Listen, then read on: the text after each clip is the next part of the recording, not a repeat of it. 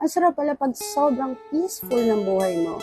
Pero magsisimula yan pag natuto ka mawalan ng pake sa mga bagay, sitwasyon, mga tao sa paligid mo na hindi naman nakakatulong sa peace of mind mo.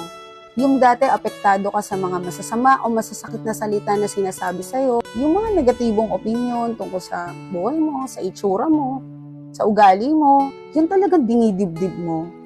Yung talagang malaking impact sa'yo. Pero na-realize ko, bakit ako magpapa-apekto o bakit ko sisirain yung peace of mind ko sa mga taong wala naman ambag sa buhay ko? Simula na natuto akong mawalan ng pake at i-distansya ko yung sarili ko sa mga taong negatibo, sa mga taong toxic. Kaya simula nun, sabi ko, bakit ko sasayangin yung energy ko, yung oras ko sa mga taong toxic na hindi naman nakakatulong sa pang-araw-araw ko. Kaya ngayon, mas nag-focus ako sa goal ko, sa mga tunay kong kaibigan, sa pamilya ko, at sa mga taong totoong nagmamahal sa akin.